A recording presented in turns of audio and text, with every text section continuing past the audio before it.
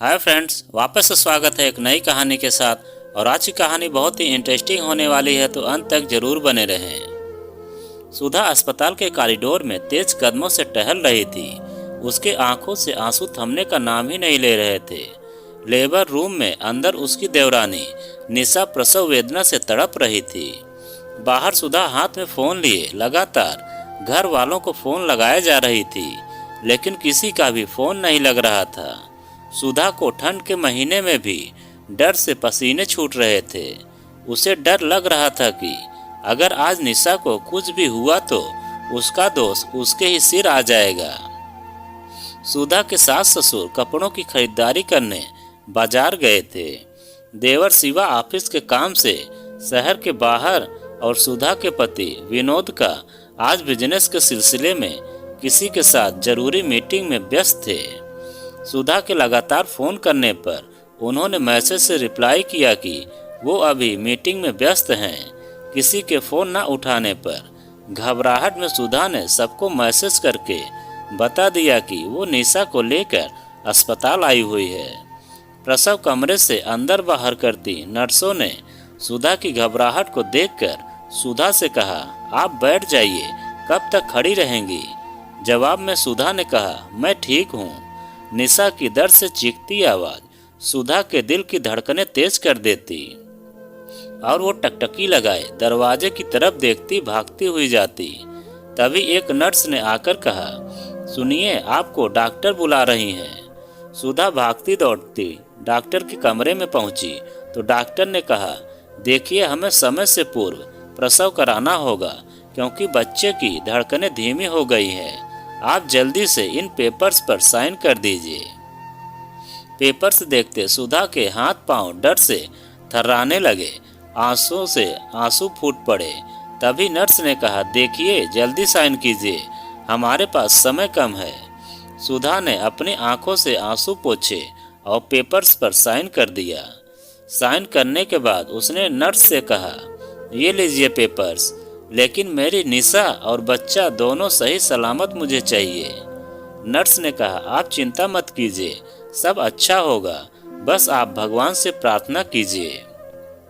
दरअसल 8 साल पहले जब सुधा शर्मा निवास में विनोद के साथ ब्याह कर ससुराल आई तो सब बहुत खुश थे, खासकर उसकी सास कमला जी, क्योंकि सुधा अपने साथ उनकी मुंह मांगे ढेर सारे दहेज के साथ आई थी। जैसा, जितना और जो जो चीजें उन्होंने मांगी थी, सब कुछ चुन चुन कर सुधा के पापा ने उनको दिया था। सासू माँ ने ससुराल के कामों की सारी जिम्मेदारियों को उसको ऐसे सौंपा जैसे सब कुछ उसकी ही जिम्मेदारी थी। उसने बिना उफ किए हमेशा घर के एक एक काम किए। शादी के ठीक 2 साल बाद उसने 2 जुड़वा बेटियों को जन्म दिया, लेकिन बेटियों के जन्म के समय डॉक्टर ने परिवार वालों को बताया कि वो अब दोबारा कभी मां नहीं बन पाएगी, जिस घटना ने उसके पूरे जीवन को बदल कर रख दिया। पोते की आस लगाए बैठी कमला जी अब सुधा को अपशगुनी मानने लगी। वो उसकी बेटियों को भी कभी प्यार से गले न लगाती। विनोद को यह बात बहुत अच्छे से पता थी, लेकिन वो हर बार सुधा को ही समझाता, कहता, सुधा, तुम माँ की बातों को दिल से मत लगाया करो, देखना समय के साथ वो भी बदल जाएंगी, तुम बस धैर्य रखो। सुधा का देवर शिवा उसका बहुत सम्मान करता था।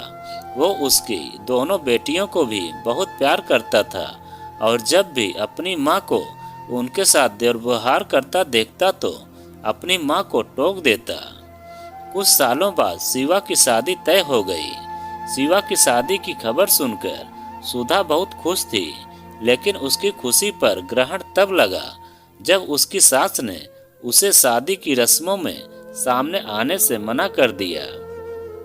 कमला जी ने शिवा की पूरी शादी के दौरान सुधा को रसोई से बाहर नहीं निकलने दिया। शादी में आते रिश्तेदारों के बुलाने पर भी वो कोई न कोई बहाना बनाकर उसको अंदर ही कर देती। ये सब देखकर सुधा खुद भी जाने से बचती, क्योंकि उन्होंने सुधा को सख्त हिदायत दी उसकी परछाई भी उनके बेटे बहू पर न पड़े। उसकी देवरानी निशा घर आ गई। दोनों देवरानी जेठानी में बहुत जमती थी। शादी के 1 साल बाद निशा जब गर्भवती हुई तो उसकी गोद भराई के समय कमला जी ने सुधा को अपने कमरे में बुलाकर अकेले में कहा, सुनो सुधा, बड़े बुजुर्गों ने कहा है कि बांस का मुंह भी देख लो, लेकिन निर्वंशी का तो चेहरा भी देखना पाप है। इसीलिए मैं चाहती हूँ कि तुम निशा की गोद भराई से पहले अपने मायके चली जाओ, जब तक कि निशा बच्चे को जन्म न दे दे। तुम यहाँ मत आना, कहीं ऐसा न हो तुम्हारी छाया उस पर पड़े और कोई अपशगुन हो जाए। और हाँ, विनोद को यह सब बात मत बताना, उससे कोई भी बहाना कर देना। उसका जब मन चाहे तुम लोगों से मिल सकता है। आखिर तुम्हारा मायका कौन सा दूर है, एक ही शहर में है। जब जी चाहे तुमसे और बच्चों से मिल लेगा। सुधा उस दिन इतना रोई जिसकी कोई सीमा न थी। उसने कभी सपने में भी नहीं सोचा था कि बेटे को जन्म न देने से उसका इतना अपमान होगा। सुधा अगले दिन अपने मायके चली गई।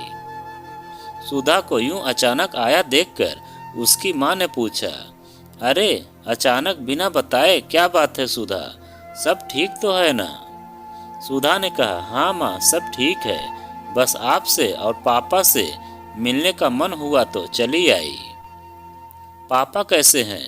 ठीक ही हैं बेटा, आज 6 साल से बेड पर हैं, क्या कहूँ। हाँ माँ। सुधा के पिताजी को उसकी शादी के बाद ब्रेन स्ट्रोक आया और उनका पूरा शरीर लकवाग्रस्त हो गया था, जिसकी वजह से सुधा अपना दुख अपने मायके में भी अपनी माँ से नहीं कहती थी। एक छोटा भाई था तो वो भी कितना और कितनी किस किस की जिम्मेदारी उठाता।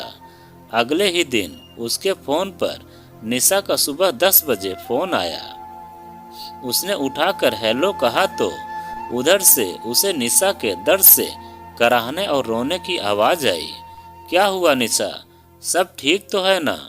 तुम रो क्यों रही हो? सुधा ने घबरा के पूछा। भाभी, अभी मैं आपको कुछ नहीं बता पाऊंगी, बस आप जल्दी से घर आ जाइए। सुधा ने अपनी माँ से कहा, माँ आप दोनों का ख्याल रखना, मैं अभी आती हूँ, आकर आपको सब बताऊंगी। ऑटो से सुधा घर पहुंची तो निशा दर्द से करा रही थी और घर में कोई भी मौजूद नहीं था। निशा को लेकर घर में ताला लगाकर सुधा अस्पताल गई। निशा ने रास्ते में बताया कि माँ जी ससुर जी के साथ गोद भराई के लिए बाजार करने गई हैं और शिवा सुबह ही ऑफिस के काम से शहर से बाहर चला गया है। निशा का अभी 7वां महीना ही चल रहा था। तभी नर्स ने सुधा के पास आकर कहा, मुबारक हो, बेटा हुआ है, लेकिन अभी भी प्रीमेच्योर होने की वजह से उसको अस्पताल में हमारी निगरानी में रखना होगा। नर्स की आवाज से सुधा यादों से बाहर आई। इतने में सभी घर वाले भी वहां आ गए। कमला जी ने आओ देखा न ताओ, उन्होंने सबके सामने अस्पताल में सुधा के गालों पर 2 थप्पड़ लगा दिए और कहा, अब सगुनी कहीं की खुद तो बेटा जन्म नहीं पाई तो देवरानी की खुशियों में भी आग लगा दी। मना किया था ना तुझे आने से। अपनी माँ के बर्ताव को देखकर विनोद ने गुस्से में कहा, माँ ये क्या तरीका है? आपने सुधा को मारा क्यों? आखिर उसकी गलती क्या थी? सिर्फ यही ना कि उसने निशा की मदद की। तू चुप कर जोरू का गुलाम, तू तो इसकी तरफदारी करेगा ही। तभी वहां नर्स ने आकर सुधा से कहा, आपको अंदर डॉक्टर बुला रहे हैं। कमला जी ने कहा, मैं जाऊंगी अंदर और तू चुपचाप अपने मायके जा। कमला जी शिवा को साथ लेकर अंदर डॉक्टर के कमरे में गई। उन्हें देखकर डॉक्टर ने कहा, अब माँ और बच्चा दोनों खतरे से बाहर हैं, लेकिन अभी दोनों को ही बहुत देखभाल की जरूरत है। हमें बच्चे को कम से कम 2 महीने तक NICU में रखना होगा। इसके लिए आप सबको बहुत धैर्य रखने की जरूरत होगी। ठीक है कहकर जैसे ही डॉक्टर के कमरे से कमला जी बाहर निकली। उनका पैर फिसला और वो अस्पताल में ही गिर गई। उन्होंने उठने की कोशिश की, लेकिन वो उठने में असमर्थ थी और दर्द से वो रोने लगी। डॉक्टर ने पाँव का एक्सरे और चेक करके बताया कि पाँव फ्रैक्चर हो चुका है, 1 महीना बेड रेस्ट करना होगा। अब सुधा के ही कंधों पर सारी जिम्मेदारी आ गई। वो रोज घर के काम खत्म करके निशा और सास दोनों का ख्याल रखती थी। 1 सप्ताह बाद निशा को छुट्टी मिल गई, लेकिन बच्चे अस्पताल में ही थे। अब वो निशा को साथ लेकर रोज बच्चे को देखने अस्पताल जाती। 1 महीने के अथक प्रयास के बाद डॉक्टर ने बच्चे को घर ले जाने की अनुमति दे दी। इधर अब कमला जी के पाँव भी ठीक हो गए थे। बच्चों के घर आने की सारी तैयारियां सुधा ने की थी। निशा और शिवा दोनों बच्चों को लेकर घर आए। कमला जी ने आरती उतारकर बच्चों का स्वागत किया। इधर सुधा की दोनों बेटियां भी बच्चों को देखने की जिद कर रही थी, जिसे देखकर सुधा उन्हें लेकर निशा के कमरे के पास पहुंची ही थी कि पीछे से कड़कती आवाज में कमला जी ने कहा, बड़ी बेशर्म हो गई हो तुम। इतनी बार बोला तुमको कि तुम निशा और उसके बेटे से दूर रहो, लेकिन तुम मानती ही नहीं। इतना अपशकुन कराकर जी नहीं भरा। जो कुछ और कराना चाहती हो, क्या सबको मारना चाहती हो? कमला जी की गुस्से में कड़कती आवाज से सुनकर सभी वहां इकट्ठा हो गए। सुधा को लगा था शायद अब कमला जी बदल जाएं, लेकिन उसकी सोच गलत थी। उसने सामने खड़े अपने पति विनोद की तरफ देखा। बेटियों का हंसता हुआ मासूम चेहरा उदास हो गया। सुधा खुद पर काबू न कर पाई और उसकी आंसुओं से अश्रुधारा फूट पड़े और वो वहां से जाने लगी।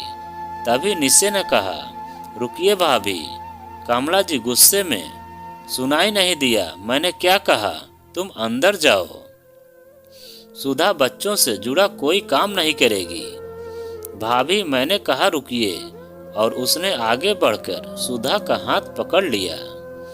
भाभी यूं चुप रहकर रोज रोज अपमान सहन करने से कोई नहीं बदलने वाला, इसलिए आपको बोल रही हूं कि अब बिना बोले काम नहीं चलने वाला। कभी कभी बड़े इतना मजबूर कर देते हैं कि उनको जवाब देकर छोटों को उन्हें सच का आईना दिखाना ही पड़ता है।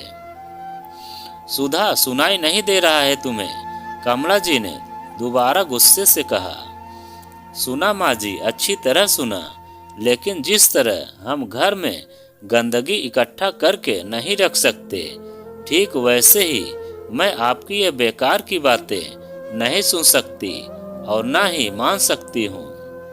मैंने और शिवा ने आपको बहुत बार समझाया कि आप भाभी को यूं हर बात में अपमानित न किया करें, लेकिन आप हैं कि मानने के लिए तैयार ही नहीं हैं। वो तो भाभी हैं जो आपकी इन कड़वी बातों को सुनकर रह जाती हैं, वरना उनकी जगह कोई और होता तो अब तक आपको करारा जवाब और सबक कब का मिल चुका होता। आपका तो मुझे नहीं पता, लेकिन मेरे लिए मेरी जेठानी कभी अपशगुनी नहीं ही थी, ना ही रहेगी, बल्कि मेरे और मेरे बच्चे के लिए वो तो जीवन दाता है। अगर ये समय से मेरा फोन ना उठाती और यहाँ आकर मुझे अस्पताल ना ले जाती तो ना जाने क्या हो जाता। और दूसरी बात, बेटी को जन्म देने से औरतें अपशकुनी हुई तो आप देवी की पूजा क्यों करती हैं? तब तो मेरी माँ और आपकी माँ भी अपशकुनी हुई, क्योंकि मैं भी तो 2 बहनें हूँ और आप 4 बहनें हैं। हम दोनों को ही भाई नहीं हैं, तो अब बताइए कि ये क्या कहना ठीक है? तुम अपना मुंह बंद रखो, ये मेरा घर है और यहाँ सिर्फ मेरी मर्जी चलेगी, समझी? कमला जी ने गुस्से में कहा। तभी पीछे खड़े विनोद ने कहा, माँ आपने बिल्कुल सही कहा, ये घर आपका है तो आपकी मर्जी चलेगी, लेकिन मैं भी अब सुधा का अपमान और बर्दाश्त नहीं कर सकता, इसीलिए मैं यह घर छोड़कर जा रहा हूँ। लेकिन जाने से पहले एक बात बता दूं आपको, जीवन और मरण सब ऊपर वाले के हाथ में है, हम मनुष्यों को नहीं।